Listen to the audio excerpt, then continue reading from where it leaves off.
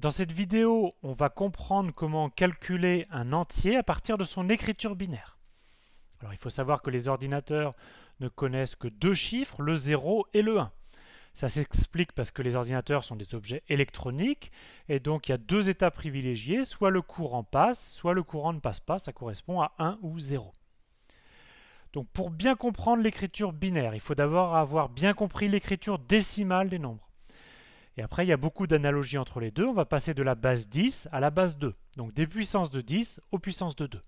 Donc on commence par refaire un petit topo sur les puissances de 2.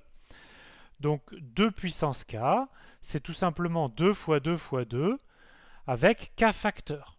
Alors il faut connaître les premières puissances de 2. Par définition, 2 puissance 0, c'est 1. 2 puissance 1, c'est 2. Ensuite, 2 puissance 2, c'est 2 fois 2, c'est 4. 2 puissance 3, c'est 2 fois 2 fois 2, c'est 8. 2 puissance 4, c'est 16. Ensuite, 2 puissance 5, c'est 32. 64, 128, 256, 512, 1024, 2048, etc.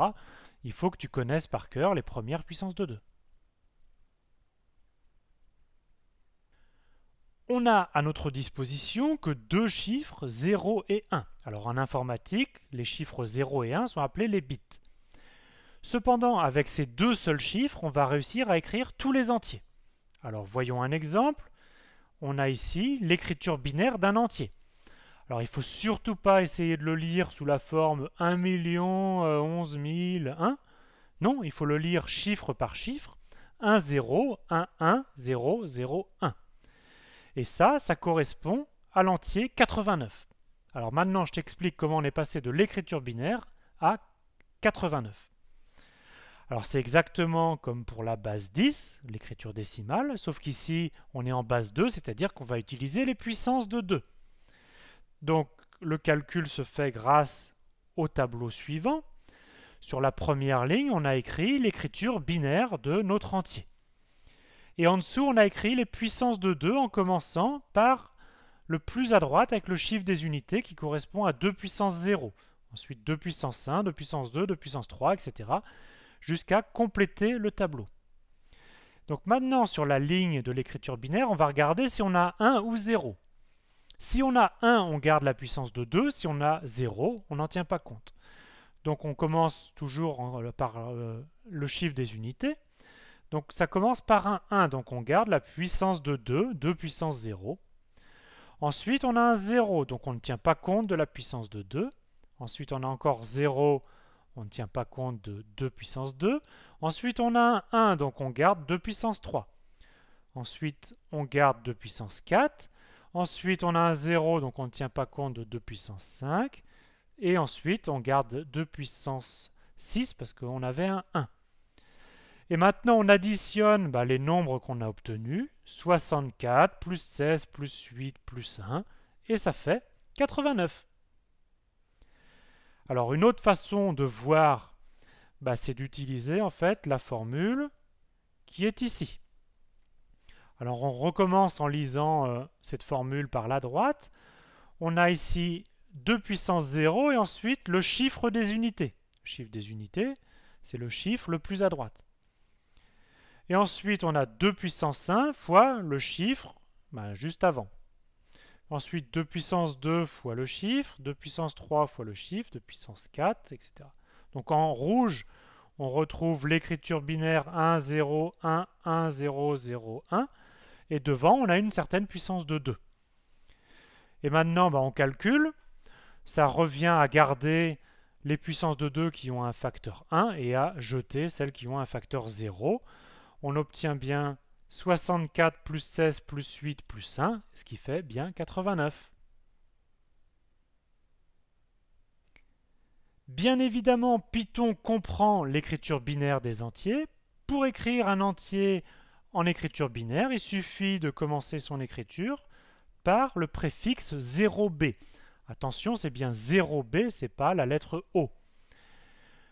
Par exemple, si on écrit dans une console 0b11010, Python comprend que c'est l'écriture binaire 11010, et donc ça correspond à l'entier en écriture décimale 26.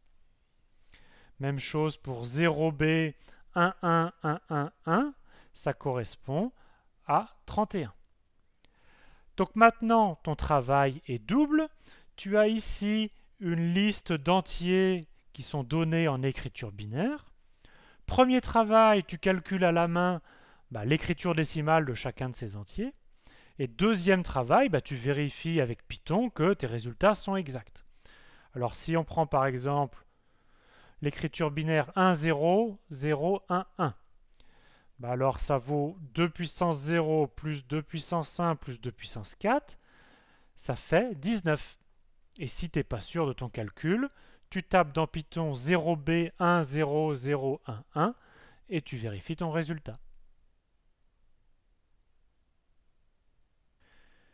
Python comprend donc nativement l'écriture binaire des entiers. Donc si j'écris 0b 1 0 1 1 0 1, mais en fait il m'affiche directement que c'est bien l'entier 89. Alors attention, c'est bien ici le préfixe 0b et non pas OB.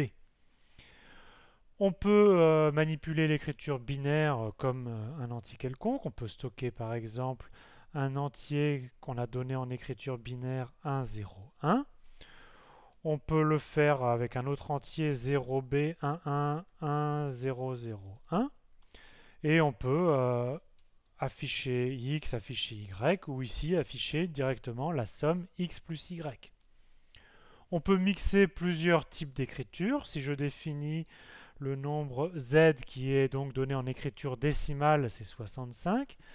Et je peux utiliser une formule qui mixe une écriture binaire et une écriture décimale. Ça ne pose aucun problème. Passons à la formule générale. J'ai ici une écriture binaire. Chacun des BI, c'est un bit. Ça correspond soit au chiffre 0, soit au chiffre 1. Tu remarques que je les ai numérotés en commençant par la droite, c'est-à-dire par le chiffre des unités. Donc B0, c'est le chiffre des unités, B1, c'est le chiffre précédent, etc. Maintenant, ce qu'on veut faire, c'est garder la puissance de 2 si BI vaut 1 et la jeter si BI vaut 0. Et bien, ça se fait par la formule qui est en dessous. Donc, on place le chiffre B0 et on le multiplie par 2 puissance 0. Donc si B0 vaut 1, ça veut dire qu'on garde la puissance. Si B0 vaut 0, c'est un facteur 0. Ça veut dire qu'on ne tient pas compte de la puissance. Ensuite, B1 fois 2 puissance 1, B2 fois 2 puissance 2.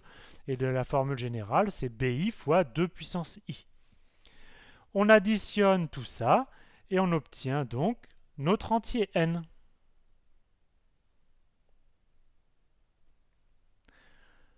Pour prouver que tu as bien compris l'écriture binaire, tu dois être capable d'implémenter la formule que l'on vient de voir, c'est-à-dire à partir d'une écriture binaire, programmer une fonction qui renvoie l'entier correspondant. Alors on va modéliser l'écriture binaire d'un nombre par une liste de bits, c'est-à-dire une liste de 1 et de 0.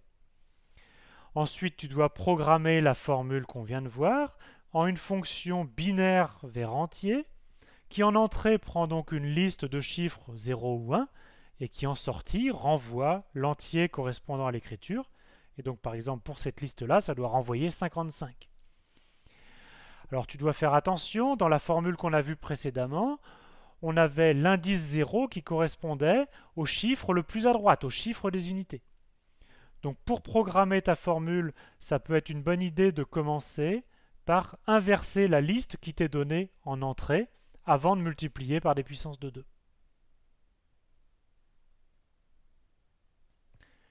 J'ai ici une liste de chiffres 0 ou 1 qui correspond ici à l'écriture binaire 1, 1, 0, 1. Et donc j'ai programmé une fonction binaire vers entier qui, à partir de cette liste, applique la formule et calcule l'entier correspondant. Donc à quoi correspond l'écriture binaire 1, 1, 0, 1 ? Eh bien, 1, ça correspond à 2 puissance 0. Ensuite, on a ici 2 puissance 2 et 2 puissance 3. C'est donc 8 plus 4 plus 1, ce qui fait bien 13. Alors, bien sûr, ça marche quelle que soit la longueur de ma liste. Et on peut vérifier que l'écriture binaire qu'on avait au départ.